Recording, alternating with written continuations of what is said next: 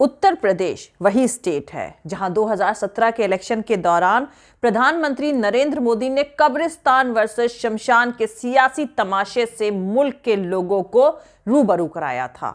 और इस बार 2022 के चुनाव में एक बार फिर हिंदू, मुस्लिम और मंदिर मस्जिद के तरह तरह के नए नए सियासी खेल पेश करे जा रहे हैं।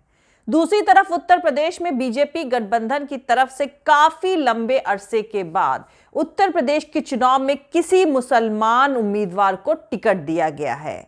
जी हां, हैदर अली खान को आजम खान के बेटे अब्दुल्ला आजम के खिलाफ रामपुर की स्वार सीट से एनडीए ने अपना उम्मीदवार घोषित किया है। बीजेपी गठबंधन के उम्मीदवार हैदर अली खान कौन है ये मैं आपको आगे वीडियो में बताऊंगी, लेकिन इस वक्त बात रामपुर में चल रहे सियासी तमाशे की हो रही है। तो आजम खान से जुड़ी मैं आपको एक और खबर दे दूं, फिर उत्तर प्रदेश में बीजेपी कौन सा सियासी दांव खेल रही है बताऊंगी। दरअसल समाजवादी पार्टी के सीनियर नेता आजम खान ने सुप्रीम कोर्ट से गुहार लगाई है कि विधानसभा चुनाव में कैंपेन करने के लिए उन्हें अंतरिम जमानत पर जेल से रिहा कर दिया जाए। उन्होंने अपनी अर्जी में कहा है कि योगी सरकार जानबूझकर उनके खिलाफ सुनवाई में देरी कर रही है ताकि उन्हें उत्तर प्रदेश विधानसभा चुनाव में हिस्सा लेने से रोका जा सके। सुप्रीम कोर्ट में दायर याचिका में आजम खान ने इल्जाम लगाया है कि योगी सरकार जानबूझकर उनकी बाकी बची 3 बेल की अर्जी पर सुनवाई में देरी कर रही है ताकि 10 फरवरी 2022 से लेकर 7 मार्च 2022 तक उत्तर प्रदेश में होने वाले विधानसभा चुनाव के दौरान उन्हें कैद रखा जा सके और वो अपनी पार्टी के चुनाव प्रचार में शामिल ना हो सकें। तो दोस्तों यहां पर आपको बता दूं कि आजम खान पर योगी सरकार के दौरान रामपुर में भैंस चोरी समेत 78 से ज्यादा मुकदमे दर्ज कर लिए गए थे। इनमें से ज्यादातर मामले जमीन कब्जाने, महिलाओं पर गलत बयानबाजी करने, रंगदारी मांगने जैसे मुकदमे शामिल हैं। ये सभी मुकदमे साल 1982 से लेकर 2019 तक दी गई तमाम तहरीरों के बेस पर दर्ज किए गए थे। कुछ ही दिन पहले आजम खान के बेटे अब्दुल्ला आजम जेल से बाहर आ गए हैं और उसके बाद से रामपुर इलाके का सियासी पारा चढ़ने लगा है। माना जा रहा है कि आजम खान की जेल से रिहाई उत्तर प्रदेश की मौजूदा सियासी तस्वीर को बदल सकती है। जानकारों का मानना है कि ओवैसी की दमदार मौजूदगी के चलते जो नुकसान समाजवादी पार्टी को मुस्लिम वोटर्स का होता दिख रहा है, उसकी भरपाई आजम खान को लेकर उठ रही सिंपैथी लहर कर सकती है। वैसे दोस्तों, उत्तर प्रदेश विधानसभा चुनाव को इस नजरिए से भी देखा जा रहा है कि अगर बंगाल की तरह उत्तर प्रदेश में भी बीजेपी का सियासी तमाशा फ्लॉप हो जाए तो इससे 2024 के लोकसभा चुनाव के नतीजों पर भी काफी असर पड़ सकता है। लिहाजा उत्तर प्रदेश जीतने के लिए वोटरों को खासकर मजहब के बेस पर मेजॉरिटी कम्युनिटी के वोटर्स को अपनी तरफ खींचने के लिए बीजेपी अपना सबसे कामयाब वही पुराना नफरती सियासी खेल खेल रही है। उत्तर प्रदेश में गाड़ियों के ऊपर लाउड स्पीकर पर नारे लगाए जा रहे हैं कि अयोध्या तो झांकी है, काशी मथुरा बाकी है। सियासी जलन और दुश्मनी से भरे इस चुनाव में बीजेपी सिर्फ यही क्रेडिट नहीं ले रही है कि राम मंदिर उसने बनवाया है और यह उसका दमदार काम है, बल्कि इसके साथ ही वो जनता को इस बात के लिए भी गुमराह कर रही है कि अगर समाजवादी पार्टी सत्ता में आ गई तो वो मंदिर बनाने के काम में रुकावटें खड़ी करेगी। पिछले दिनों उत्तर प्रदेश के जालौन में एक चुनावी सभा को एड्रेस करते हुए होम मिनिस्टर अमित शाह ने जहां अपने ओपोनेंट्स पर निशाना साधते हुए तमाम बातें कही, वहीं उसके साथ उन्होंने यह भी कहा कि ऑपोजिशन राम मंदिर का कंस्ट्रक्शन नहीं चाहता है। अमित शाह यही नहीं रुके, उन्होंने आगे कहा कि अखिलेश यादव इस इंतजार में है कि उनकी सरकार बने और राम मंदिर बनाने का काम रोक दिया जाए। इससे पहले भी बीजेपी ने इसी रणनीति के तहत कुछ वक्त पहले सोशल मीडिया पर उत्तर प्रदेश के former chief minister Akhilesh Yadav के फर्जी ट्वीट की एक फोटो वायरल करी थी, जिसमें लिखा गया था, उत्तर प्रदेश में अगर हमारी सरकार बनी तो हम अपने मुस्लिम भाइयों से यह वादा करते हैं कि बाबरी मस्जिद का कंस्ट्रक्शन उसी जगह पर कराएंगे जहां पर आज राम मंदिर बनाने का काम हो रहा है। जांच करने पर पता चला कि ये एक फर्जी ट्वीट का स्क्रीनशॉट था जिसे अखिलेश यादव को बदनाम करने के लिए वायरल कराया गया था। दरअसल चुनावी गहमा-गहमी के सियासी मौसम के दौरान उत्तर प्रदेश में बीजेपी सरकार की तरफ से जिस विकास का ढिंढोरा पीटा गया था, उसका तो कहीं दूर तक नामो निशान दिख नहीं रहा है। शहरों और कस्बों में वही टूटी फूटी गड्ढेदार धूल से भरी सड़कें, जगह जगह सड़कों और चौराहों पर बैठे नजर आते लावारिस जानवर, जाम पड़े सड़ान मारते नाले और नालियां, आम लोगों के चेहरों पर छाई वही मायूसियां, यंगस्टर्स में अपने करियर को लेकर इनसिक्योरिटी की फीलिंग, महंगाई से हैरान परेशान दुखी जनता और गरीबी, सब कुछ साफ साफ चारों तरफ नजर आ रहा है। लेकिन इस जमीनी हकीकत के बावजूद इन्हीं सड़कों पर सत्ता पर काबिज पार्टी बीजेपी की तरफ से उत्तर प्रदेश में हजारों की तादाद में बड़े से बड़े इश्तिहारी फ्लैक्स लगवाकर यह दावा किया गया है कि सोच ईमानदार काम दमदार फिर एक बार भाजपा सरकार।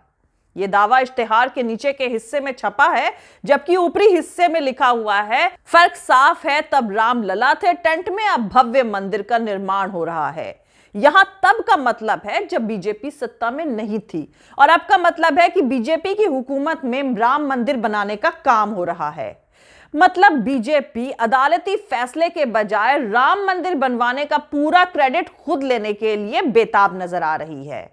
यानी उत्तर प्रदेश की सियासी जंग जीतने के लिए बीजेपी के पास सिर्फ झूठ और मंदिर को लेकर भी झूठ बोलने के अलावा कोई दूसरा ऑप्शन मौजूद नहीं है।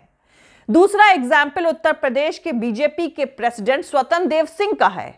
उन्होंने तो अपने पद और कद के मुताबिक एक और बड़ा बयान यह दे डाला कि अखिलेश यादव राम मंदिर पर बुलडोजर चलाने के लिए सत्ता में आना चाहते हैं। इतना भड़काऊ गैर जिम्मेदाराना बयान देने से साफ जाहिर होता है कि इस बार फिर चुनाव काम पर नहीं बल्कि राम भरोसे ही जीतने का सियासी तमाशा चल रहा है। वैसे भी पूरे साल चले किसान आंदोलन के बाद वेस्ट यूपी में जिस तरह किसानों का भाजपा से मोह भंग हुआ है, और इसके साथ ही वेस्ट उत्तर प्रदेश में जाट मुस्लिम एकता एक बार फिर से सामने आई है, उसे देखकर भी बीजेपी के हाथ पांव फूले हुए हैं। और भारत के सबसे बड़े अयोध्या, काशी, मथुरा जैसे मेन तीर्थ वाले स्टेट उत्तर प्रदेश में पोलराइजेशन यानी ध्रुवीकरण की सियासत करना बीजेपी के लिए पहले भी काफी फायदेमंद साबित हुआ है। इसलिए विकास के दावे करती रही बीजेपी उत्तर प्रदेश के विधानसभा चुनाव में अब्बा जान, जिन्ना, जालीदार टोपी, पाकिस्तान जैसे वर्ड्स का इस्तेमाल करती दिख रही है। यहां तक कि अपने इश्तिहारों में भी योगी सरकार जब क्रिमिनल माफिया को खत्म करने को हाईलाइट करती है तो उसमें अतीक अहमद, मुख्तार अंसारी जैसे चेहरे ही नजर आते हैं। विकास दुबे का तो नाम ही नजर नहीं आता है। खैर, उत्तर प्रदेश में भाजपा की सहयोगी पार्टी अपना दल ने गठबंधन की तरफ से अपना पहला उम्मीदवार डिक्लेयर कर दिया है। काफी लंबे वक्त के बाद एनडीए ने उत्तर प्रदेश के चुनाव में किसी मुसलमान को उम्मीदवार बनाया है, और उसने हैदर अली खान को रामपुर की स्वार सीट से उम्मीदवार बनाया है। 4 दिन पहले ही हैदर अली खान ने दिल्ली में अपना दल की प्रेसिडेंट अनुप्रिया पटेल से मुलाकात करके पार्टी की मेंबरशिप ली है। ये पूरी इंफॉर्मेशन अपना दल ने अपने ट्विटर हैंडल पर दे दी है। जानकारों का मानना है कि अब स्वार सीट पर काफी दिलचस्प मुकाबला देखने को मिल सकता है, क्योंकि यहां से समाजवादी पार्टी के कद्दावर नेता आजम खान के बेटे अब्दुल्ला आजम चुनाव लड़ रहे हैं। यहां पर आपको एक बात बता दूं कि बीजेपी के सहयोगी दल निषाद पार्टी और अपना दल की तरफ से बीजेपी ने अभी तक कोई भी सीट का ऐलान नहीं किया था, और स्वार सीट से हैदर अली खान इस चुनाव के पहले उम्मीदवार बनाए गए हैं। हैदर अली खान रामपुर नवाब के परिवार से हैं, और उनके दादा जुल्फिकार अली खान रामपुर के 5 बार कांग्रेस की तरफ से सांसद रह चुके हैं। हैदर अली के पिता नवाब कासिम अली खान भी स्वार से 3 बार विधायक रह चुके हैं। इस बार भी कासिम अली खान रामपुर से कांग्रेस के टिकट पर चुनाव लड़ेंगे। लेकिन स्वार एक दिलचस्प सीट है, जहां पर आजम खान के बेटे अब्दुल्ला आजम ने 2017 का विधानसभा चुनाव जीता था, लेकिन दिसंबर 2019 में इलाहाबाद हाईकोर्ट ने उनके चुनाव को यह बताते हुए रद्द कर दिया था कि चुनाव के वक्त उनकी उम्र 25 साल से कम थी। फरवरी 2020 से अब्दुल्ला आजम जेल में हैं और उन पर कई मुकदमे दर्ज हैं। उन्हें कुछ दिनों पहले ही जमानत मिली है और वो अब रामपुर पहुंचकर चुनाव लड़ने की तैयारियों में जुटे हुए हैं। वैसे दोस्तों, उत्तर प्रदेश में बीजेपी के सहयोगी पार्टी अपना दल के गठबंधन की तरफ से पहला उम्मीदवार डिक्लेयर करने से याद आया कि महाराष्ट्र के चीफ मिनिस्टर उद्धव ठाकरे ने संडे यानी रविवार को शिवसेना के फाउंडर और अपने पिता बाल ठाकरे के 96 जन्मदिन पर शिव सैनिकों को एड्रेस करते हुए कहा है कि शिवसेना ने बीजेपी के सहयोगी के तौर पर अपने 25 साल बर्बाद कर दिए।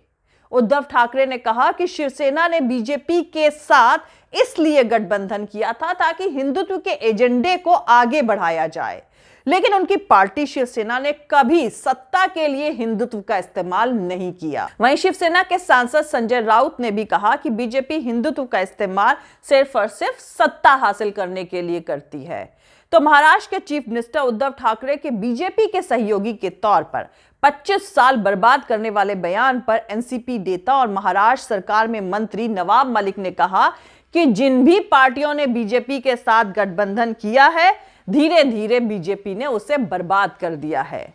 वैसे दोस्तों, अपने मजहब पर फख्र करना एक बात है और दूसरे के मजहब को लेकर नफरत फैलाना, फिर उसी नफरत के बेस पर सियासी तमाशा करना कितनी घटिया बात है, इस पर थोड़ी देर आप भी सोचें।